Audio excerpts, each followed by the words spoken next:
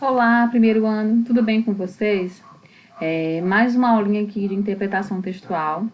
A gente combinou que a gente ia fazer uma distinção, né, entre essas sub-áreas da língua portuguesa, digamos assim, né, uma vez que a gramática vai tratar mais de regras, né, e de construções sintáticas e semânticas.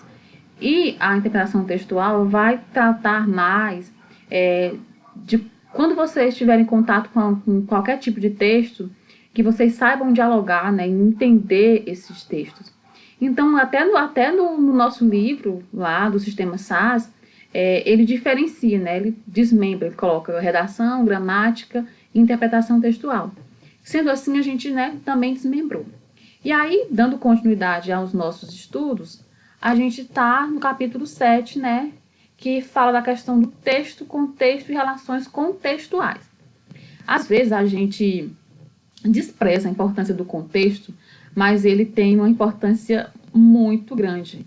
Eu vi um meme esses dias que havia uma senhorinha com uma máscara de carnaval, né? Todo mundo saindo com as máscaras de pano, como é recomendado, né, pela OMS, mas ela estava com a máscara de carnaval.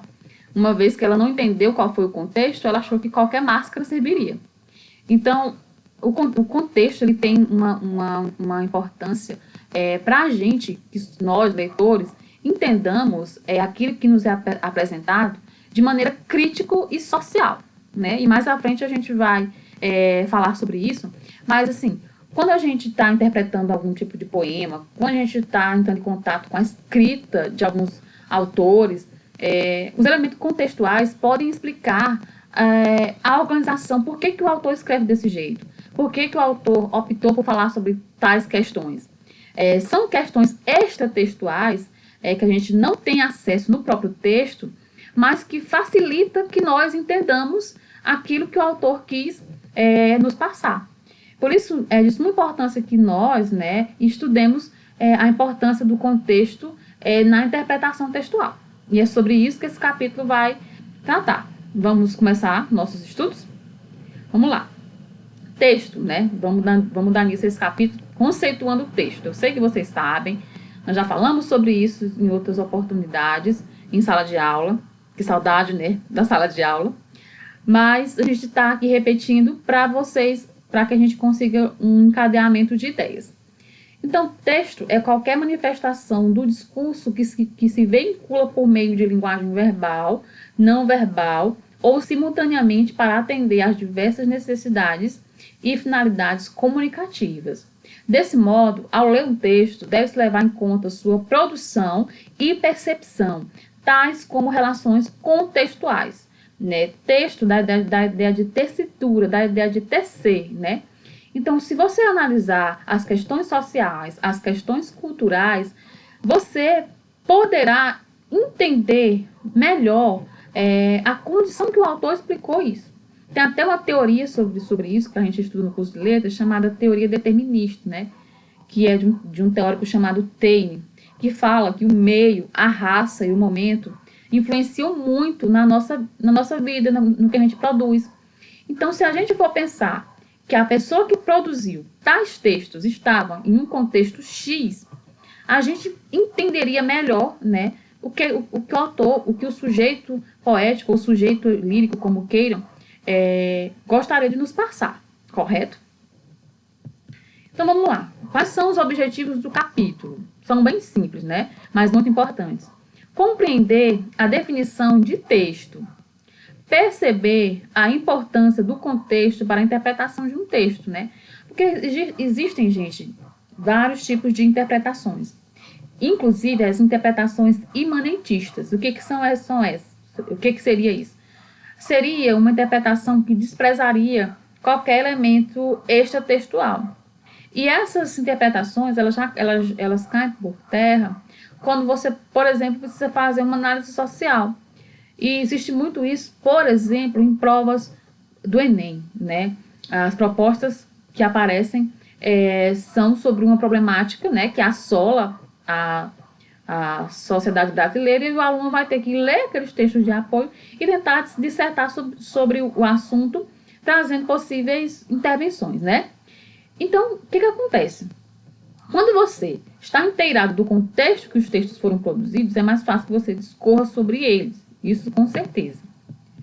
Então, a gente vai analisar esse... É um trecho, na verdade, não está completo. O poeminha Rosa de Hiroshima. Quando a gente fala em Hiroshima, vocês já se lembram, né? Daquela cidade japonesa, né? Que foi bombardeada. Então, vamos analisar o que nos diz esse poema. E aí, eu começo a leitura. Inclusive, gente, todas as informações que eu coloquei aqui nos slides, inclusive esse poema aqui, está no livro de vocês. Então, é interessante que quando vocês estiverem assistindo as aulas no YouTube, que eu sei que vocês estão assistindo essas aulas, né? Vocês já venham munidos do livro, né? Tragam o livro, já com as marcações, façam anotações, porque isso vai ajudar vocês, né, na feitura das tarefas, tá bom? Então, aí tem aqui. Pensem nas crianças mudas telepáticas. Pensem nas meninas. Pensem nas mulheres. Pensem nas feridas, como rosas cálidas. Mas, não esqueçam da rosa de Hiroshima. Então, você já dá para imaginar aqui, né, que é um poema que foi escrito pensando na questão do sofrimento de uma certa população, de certas pessoas, né? E aí, quando você se a gente fosse ler esse texto sem saber o contexto que ele foi pensado, a gente não entenderia tão bem qual é a proposta do sujeito poético. Vamos lá. O poema instiga o leitor a compreender as penosas consequências decorrentes da bomba atômica lançada em 1945 na cidade japonesa de Hiroshima, durante a Segunda Guerra Mundial. Note como o sujeito lírico lança o olhar para as próximas gerações logo nos primeiros versos. Então, quando eles falam pensem, quando eles falam olhem, ele está se referindo às gerações vindouras, às gerações futuras, para que essas gerações não esqueçam, né, as consequências, as drásticas consequências de uma guerra, né? Então, quando você lê esse poema desprovido de um contexto, você pode até imaginar que é um texto que fala sobre mulheres tristes, meninas tristes, mas quando você sabe que esse texto está fazendo menção à cidade de Hiroshima, a Hiroshima do título do poema é a mesma Hiroshima que foi bombardeada, você pensa na quantidade de pessoas que sofreram naquele ataque, né? Você pensa quão profundas são as consequências da guerra, e ainda mais de uma cidade que é bombardeada. Com isso, entende-se que, com base na compreensão dos aspectos históricos, sociais, é possível estabelecer relações contextuais indispensáveis para a interpretação textual, pois os textos possuem uma contextualização social ou histórica, e compreendê-la permite construir um conhecimento efetivo, significativo e crítico da realidade. Ou seja, quando você conhece o contexto que aquele texto foi escrito, você tem uma percepção crítica bem mais aguçada da realidade, né? Essa percepção social, ela só ocorre se você souber o contexto, porque não dá para você saber a percepção social somente com o texto. Você só sabe quando você entra em contato com os fatos históricos e os fatos sociais. Aí você faz uma relação, você faz uma alusão com o que é vigente na sociedade e o que está posto no poema ou no qualquer tipo de texto, né? No texto que é apresentado, no caso.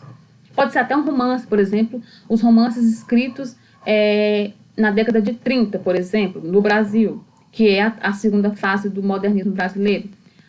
Para os nordestinos, né, eles entendem muito bem qual é o contexto da seca. Mas uma pessoa que não tem noção do que se passa historicamente no Nordeste vai ler aquele texto com um distanciamento social. E é por isso que o contexto é tão importante, né, para ser estudado. Aí nós temos ainda o texto e a produção de sentido. Diversos elementos concorrem para a produção de sentido de um determinado texto, isso é verdade. Vários fatores concorrem para você formar um texto. Entretanto, é fundamental entender o sentido não está somente no texto. o sentido concretizado na forma de um gênero específico nem é dado o próprio texto, mas é produzido por um meio de relação entre o autor e o leitor. Então, o sentido do texto é dado na relação que o leitor tem com o autor. Ou seja, existe os interlocutores. E esse processo de interlocução, é o que vai fazer os atos comunicativos, né? Nesses atos comunicativos, esse processo essa relação do autor e do leitor é de suma importância, correto? Então, se a gente tiver mais informações sobre o momento que o autor viveu, sobre as questões sociais que ele percebeu, onde ele se enquadra, se ele é homem, se ele é mulher, são de suma importância para que a nossa interpretação textual seja uma interpretação mais detalhista, minuciosa. E por conta disso, se a gente precisar escrever sobre isso, a gente, né, terá mais argumentos para dialogar sobre as questões que são postas no texto, tá, gente? E aí nós temos o nosso praticando. A gente finaliza esse capítulo e, como sempre, eu quero que vocês façam as atividades para a sala, né, da página 24 do capítulo, e as propostas, né, que vai da página 25 a 28. E aí eu vou estipular o prazo de entrega para vocês no grupo a partir do dia que essa aula aqui for postada no YouTube, tá bem? Se vocês tiverem dúvidas, já sabem, é só entrar em contato comigo. Um beijo grande e até mais.